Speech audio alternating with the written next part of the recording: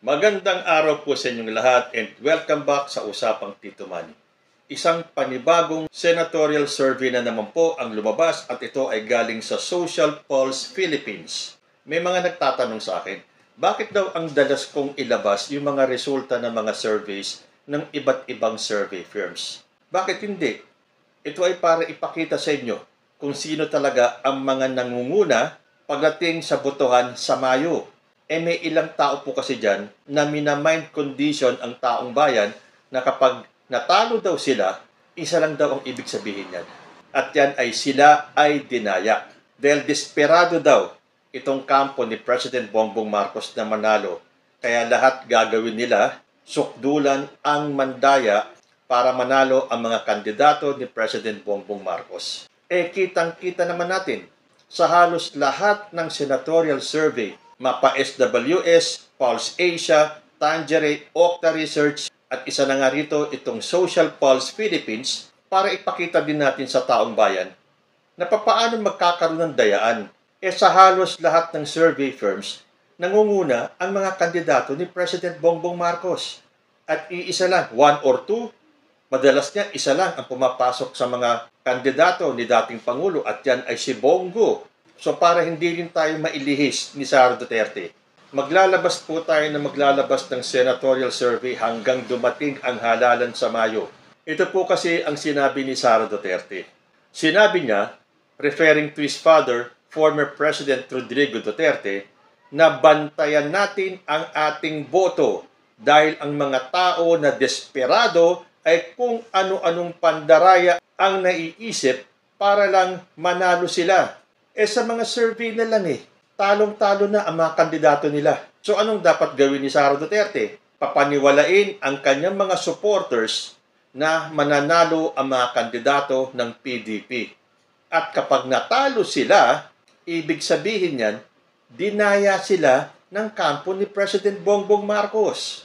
So hanggat may lumalabas na mga survey results, i-report ko po yan sa inyo.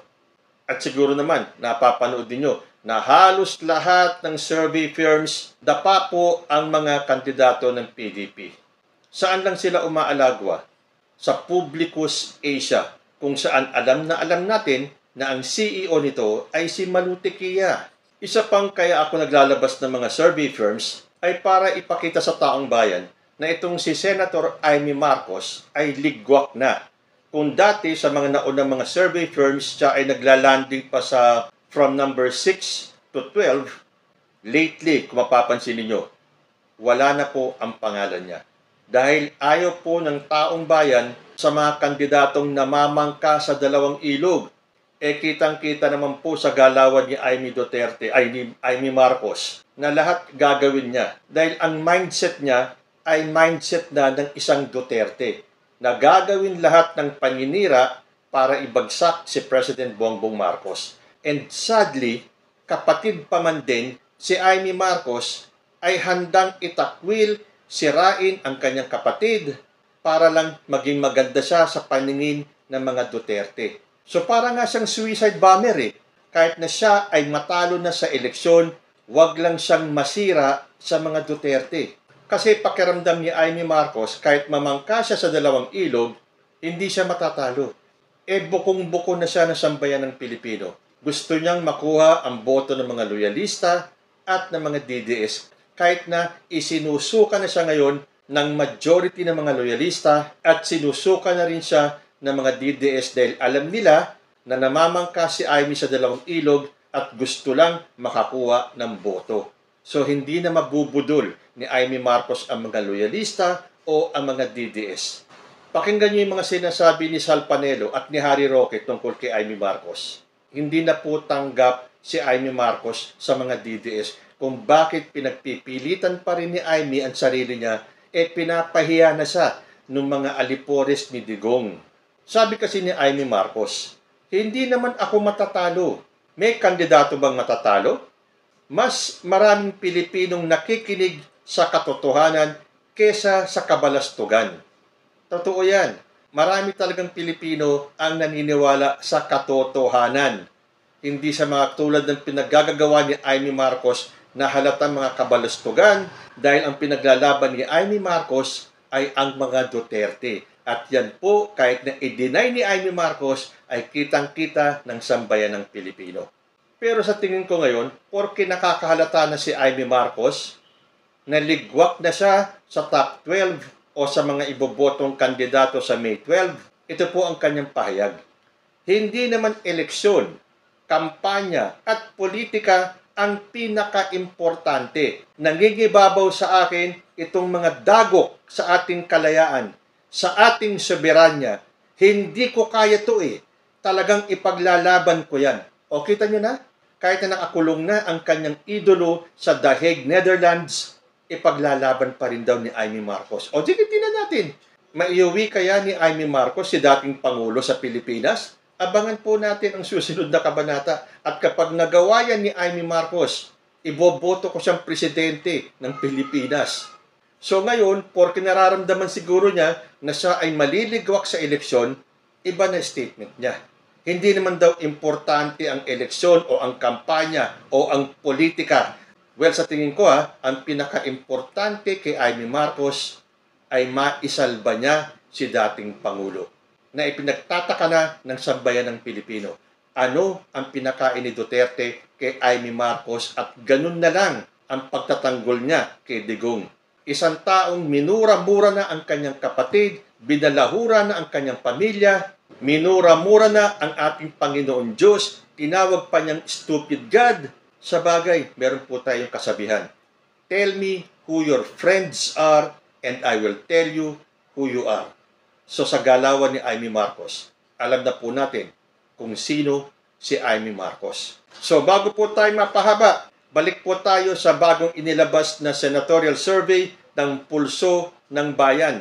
Pero bago tayo pumunta sa buwan ng Marso na survey ng Pulso ng Bayan o ng Social Pulse, tingnan po natin muna ang ranking at sino-sino ang pumasok sa survey ng Social Pulse noong Pebrero.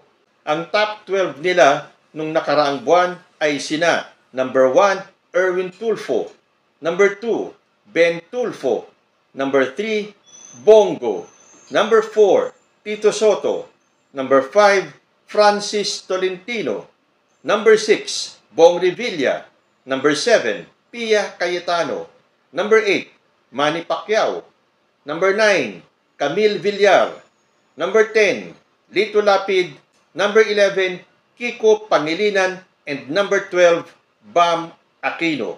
So doon pa lang sa February edition ng Social Pulse, wala na ang pangalan ni Amy Marcos. At doon sa mga inilabas natin na senatorial survey ng Pulse Asia, ng Social Weather Stations, ng Tangerine, ng Okta Research, wala na po sa top 12 si Amy Marcos. Sa bagay, wala naman siya pakialam, di ba? Hindi na daw importante ang eleksyon, although una sinabi niya, hindi daw siya matatalo. Pero nung naramdaman niya na pabagsak siya ng pabagsak sa mga survey, sabi niya, hindi importante sa kanyang eleksyon. So, tingnan na natin ang resulta ng Social Pulse Philippines Senatorial Preference for 2025 elections ngayong buwan ng Marso. Umpisahan po natin sa number 12. O nga pala, kung noon mga past na mga surveys, binabasa ko po yung top 30, top 24, top 20, ngayon, top 12 na lang tayo. Kasi yung number 13 pababa, wala na po yun. Burado na po yun. Ang pinaka-importante naman kasi yung top 12. At ngayon nalalapit na ang eleksyon, mas lumalabas na wala ng pag-asa yung mga number 13 pababa. So, umpisahan po natin sa number 12. Ping Lacson. Number 11. Benhur Abalos. I'm sure, magbubunyi yung mga maka-Benhur Abalos dyan. At number 10. Manny Pacquiao. Number 9, Francis Tolentino. Number 8, Pia Cayetano. At number 7, Abby Binay. Number 6, Bam Aquino. Number 5, Kiko Pangilinan. Number 4, Ben Tulfo. Number 3, Tito Soto. Number 2, Bongo. And at number 1, Erwin Tulfo. Oh, may narinig ba kayong Amy Marcos? Wala. Meaning, talagang sad-sad na po si Amy Marcos sa mga survey. Again, sabi naman niya, hindi daw importante sa kanyang eleksyon ang pangangampanya at ang pamumulitika. Ang importante sa kanya, maiuwi niya si Rodrigo Duterte sa Pilipinas. Suntok sa buwan po yan.